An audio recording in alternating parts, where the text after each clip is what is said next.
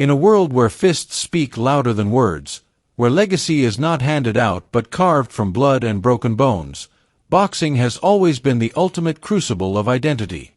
But something rare, almost alchemical, is happening now.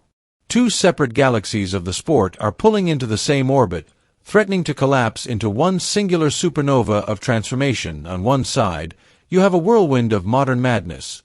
Jake Paul versus Julio Cesar Chavez Jr., a collision that started as a meme but has slowly and violently mutated into something far more consequential. And on the other, you have the slow-burning historic detonation that is Terence "Bud" Crawford versus Canelo Alvarez, a collision of titans, a battle that feels biblical in scale, layered in legacy, and dripping with consequence. At first glance, these fights seem unrelated. One is raw entertainment wrapped in YouTube hype and online taunts. The other is sacred warfare between two of boxing's most respected names. One is fueled by clout, the other by championship pedigree. But to view them as separate is to miss the point. These aren't just boxing matches. These are transitions. Moments where the past, present, and future of boxing intersect like tectonic plates. Where tradition either evolves or gets swallowed by the avalanche of modern culture. And in both of these fights, we're not just seeing punches thrown. We're witnessing boxing redefine itself. Let's start where the noise is loudest. Jake Paul versus Julio Cesar Chavez Jr. This fight, at first, was easy to dismiss. Another circus act. Another influencer trying on gloves like a costume. Another stain on the sport, said the purists. When the bout was announced, the backlash came fast and predictably. Why is this happening? This is a disgrace. Boxing is dead. But boxing, ironically, has always thrived on disgrace, on scandal, on chaos. And Jake Paul, like it or not, has become one of its most consistent accelerants. Isn't just entering the ring to box. He's entering it to provoke transformation. Every step Jake takes is a middle finger to tradition. Every combination he throws isn't just aimed at an opponent, it's aimed at boxing's own identity crisis. He's not trying to be Ali. He's not pretending to be Tyson. He's building something entirely new. Something terrifying to the old guard. He's the anti-boxer. The uninvited guest who built his own entrance. But don't confuse his rise for luck. This isn't a fluke, it's strategy. Jake Paul understands something most fighters don't. Perception is power. And by mastering the art of viral storytelling, he's become one of the most polarizing and bankable names in the sport.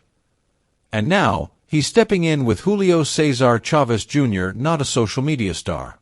Not a retired MMA fighter. A former world champion. A man born into boxing royalty. A name etched into Mexico's boxing mythology. For Chavez Jr., this isn't just a fight. It's a last stand. He's the son of a god. But his own career has often felt like wandering through Olympus in his father's shadow. He has tasted glory. But he has also drowned in expectation. He has been the hero, the joke, the forgotten chapter. And now, a YouTuber is threatening to erase what little legacy he has left. This isn't just about. It's a battle for narrative control. Jake Paul throws punches at history. Chavez Jr. fights for survival.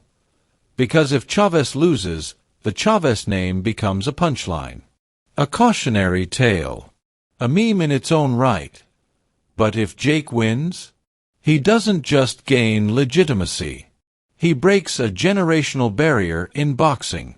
He declares open season on sacred cows. He becomes the man who shattered tradition and made a new path without anyone's permission. It's unsettling. It's uncomfortable. And it's brilliant. Because the ring, in all its brutal honesty, doesn't care what your last name is. It doesn't care how many belts you held or how many likes you earned. The ring only rewards one currency: pain, grit, hunger. And Jake Paul, for all his theatrics, is hungry. The world watches with equal parts disdain and curiosity. One thing becomes undeniable. This is not a joke anymore. This is transformation disguised as spectacle. And on June 28th, when the bell rings and the cameras flash, one question will dominate the night. Can a disruptor defeat a descendant? Now, let's shift gears. From digital chaos to ancient war drums. From modern noise to timeless tension. From Jake Paul to two men whose names are already etched in boxing's granite wall. Terence, Bud, Crawford and Canelo Alvarez. This isn't just a fight. It's a reckoning. It all began with a photo. A quiet dinner. Crawford and Canelo seated at the same table, plates full but untouched. Their eyes locked in that strange space between politeness and calculation. The internet, predictably, lost its mind. Speculation exploded. Was it a business dinner? A power move? A mind game? Nobody knew. But everyone felt it. Something historic was brewing. Then came Oscar de la Hoya, boxing's forever provocateur. The golden boy turned gasoline salesman. With one comment, he poured fire on the image. Suddenly, that dinner wasn't about respect. It was a prelude to war. Then came the press conference. And the moment Crawford stepped on stage, everything changed. Gone was the soft-spoken, reserved assassin. The chess master from Omaha. In his place stood a warrior cloaked in shadow. A man who had tasted every flavor of doubt and had returned for vengeance. The boos were immediate, relentless. And Crawford? He smiled. I want the people booing me to cry when they get home, he said. That wasn't just a line. It was a declaration.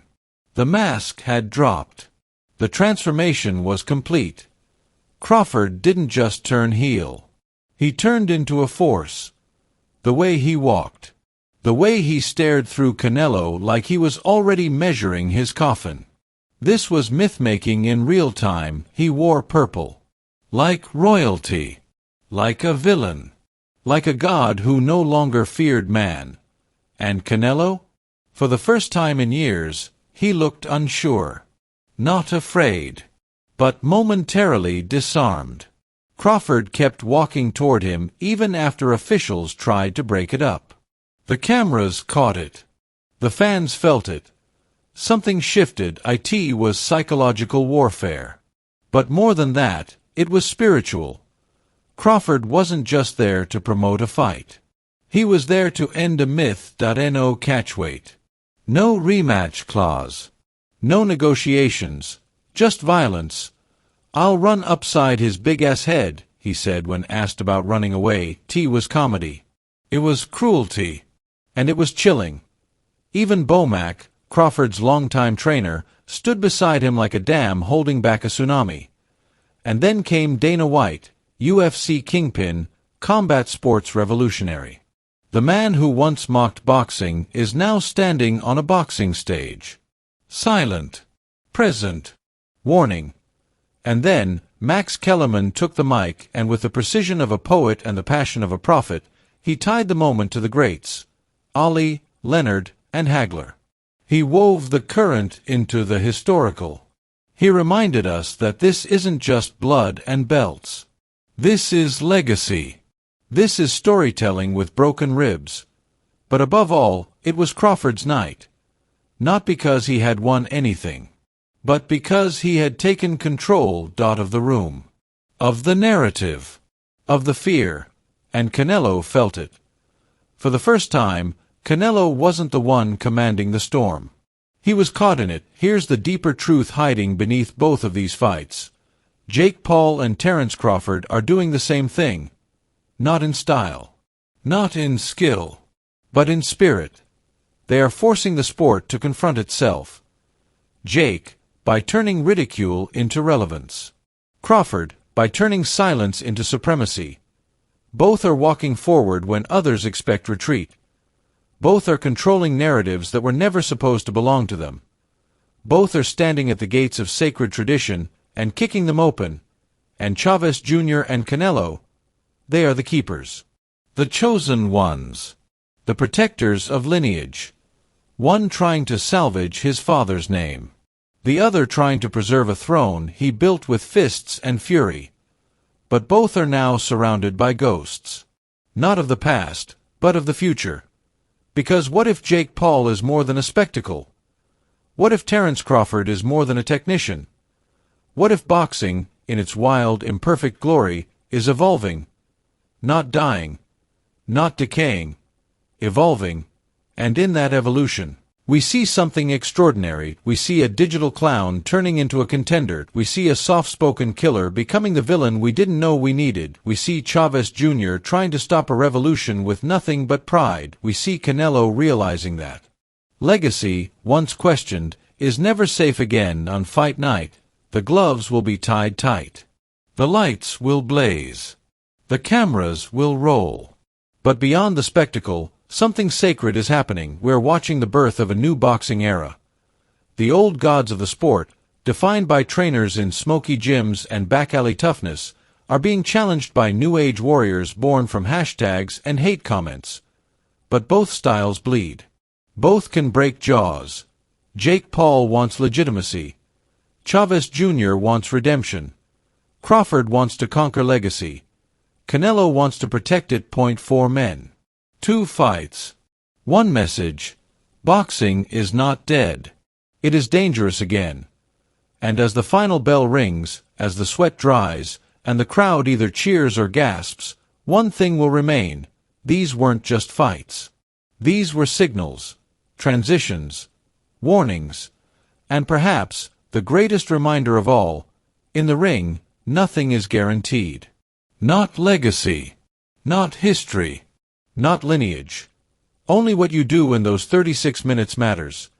And as Jake Paul throws his first punch at the son of a legend, and as Crawford steps into the fire to challenge the myth of a king, we all lean forward, because we know something real is about to happen.